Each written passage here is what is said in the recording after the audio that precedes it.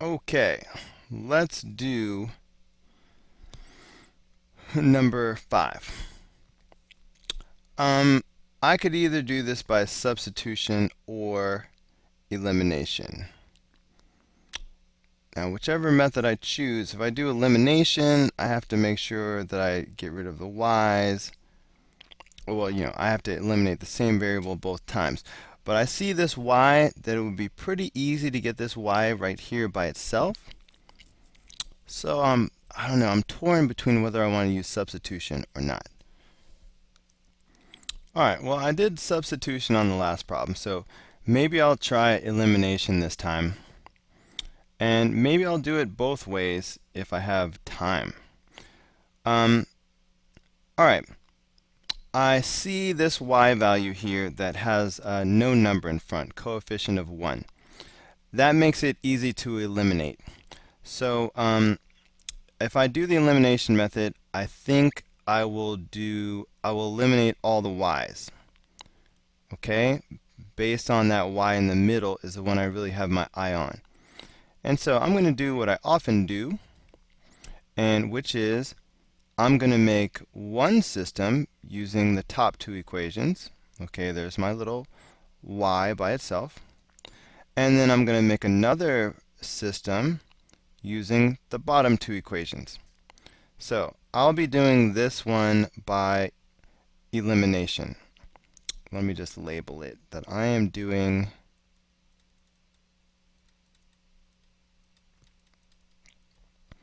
Okay, this is how it would look to do this problem by the elimination method.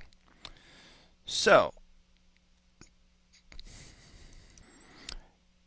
here I've copied the top two equations.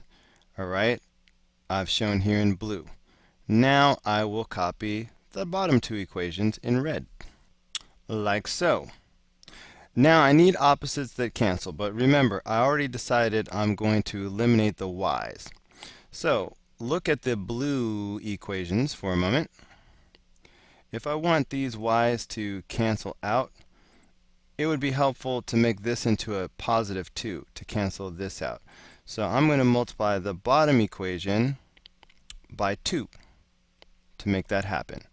So as I recopy, the top equation just stays like it is. The bottom equation becomes 2y plus 8z equals negative 10. So that's where this equation comes from. Now I can combine like terms. The y's cancel out just like we planned. So this is going to make 2z is equal to negative 6. If I divide by 2 on both sides,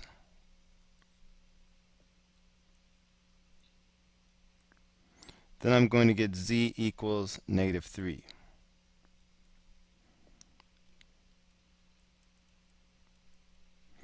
Okay, and suddenly we have one of our values right there. Okay, so let's do the same thing with the two red equations. Let's make the opposites that cancel. Remember, it has to be the y's. So this time, if I want these y's to be opposites, I would like this y to be negative 2. So I will multiply the top equation by negative 2 to make that happen.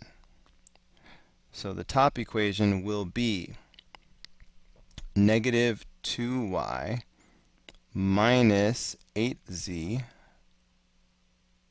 is equal to positive 10. Alright, distributive property. The bottom equation is going to be unchanged. So I'm just going to leave that x plus 2y plus 7z is equal to negative 1.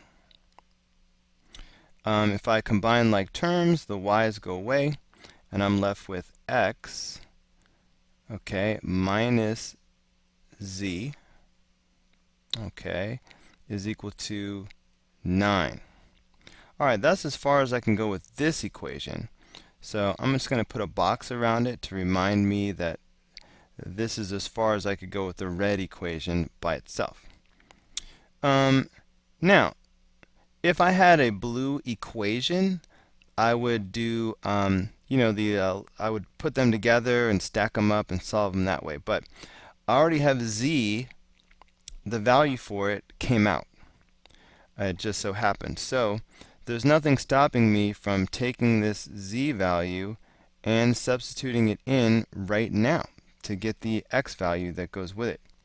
So let's do that. And so this red equation can now continue a little bit further. So that's going to be x minus z. So that's minus,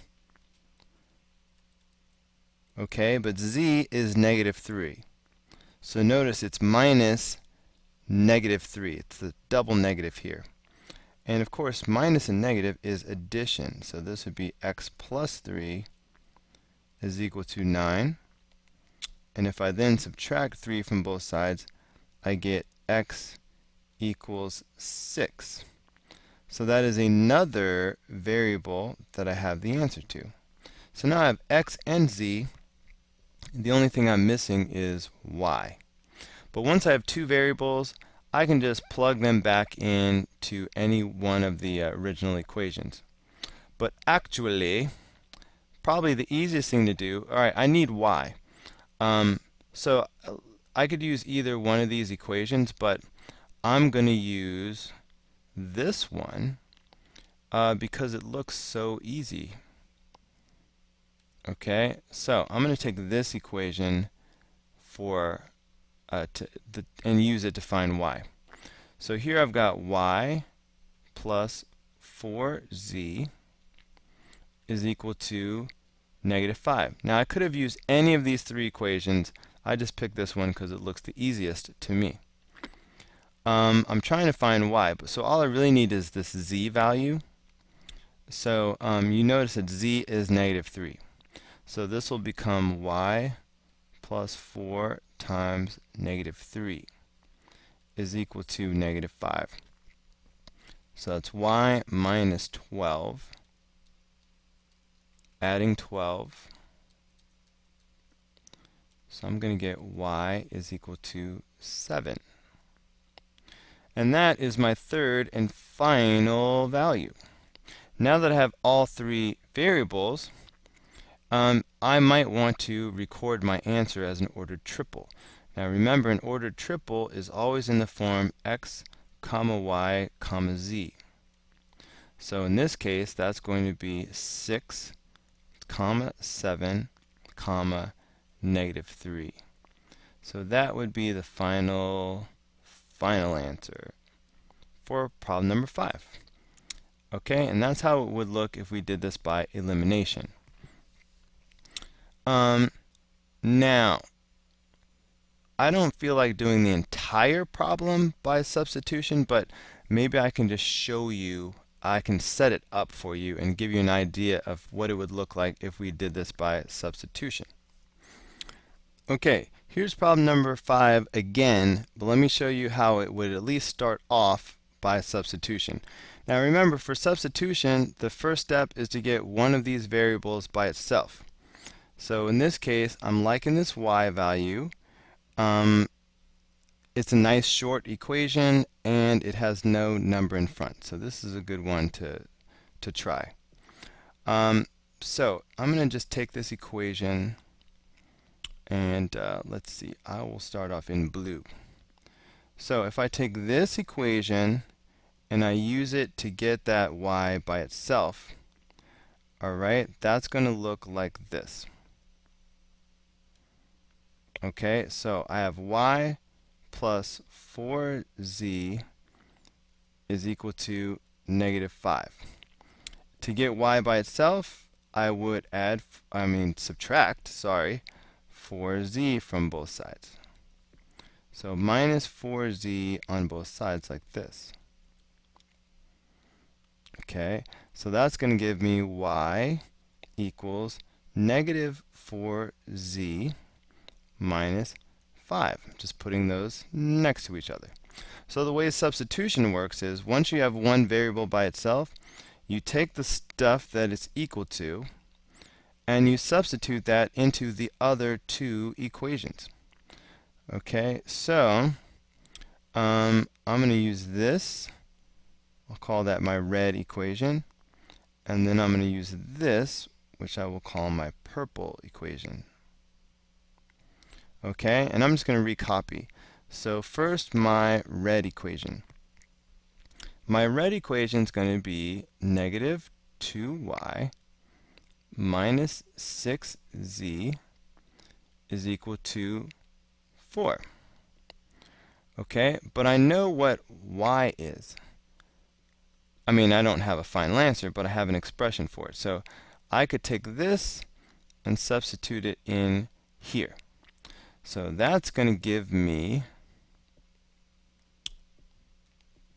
it's going to give me negative 2 times parentheses minus 6z is equal to 4. And inside that parentheses, of course, goes all this stuff. So negative 4z minus 5. And I have to do the distributive property. Alright, but that's going to make 8z plus 10 minus 6z is equal to 4. Alright, I've got like terms. Okay, these are like terms. So if I put them together, that's going to make 2z. So I have 2z plus 10 is equal to 4. Subtracting 10, that's going to give me 2z equals negative 6. Dividing both sides by 2,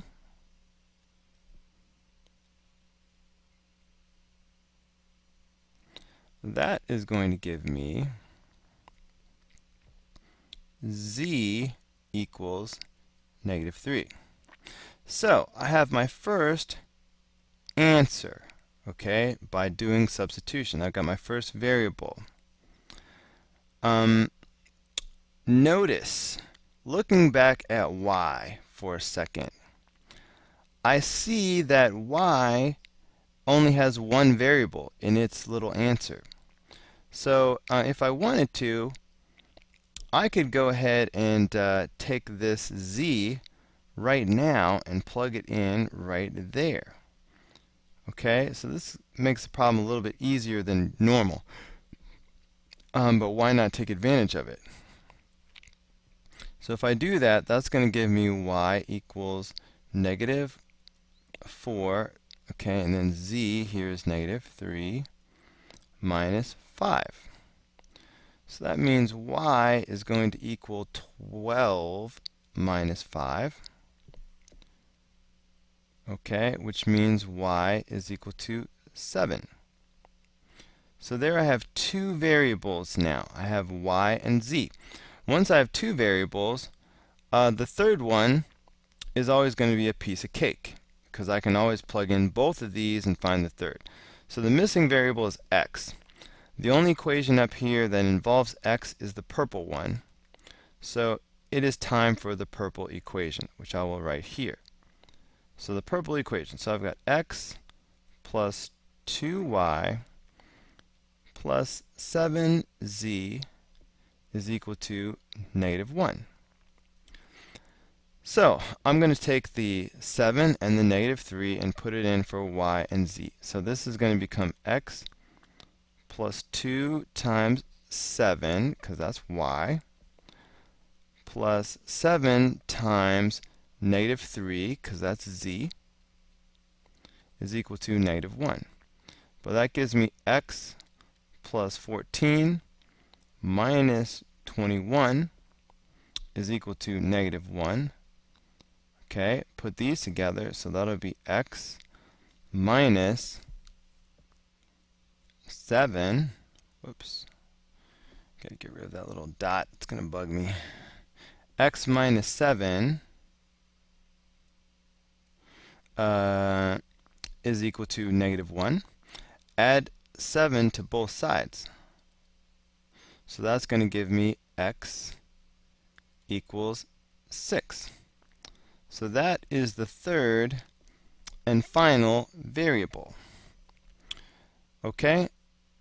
So again, if I wanted to record this answer as an ordered triple, I would have to put it in order x, comma, y, comma, z. Okay? It's got to be x, comma, y, comma, z. So that would make the final answer 6, comma, 7, comma, negative 3.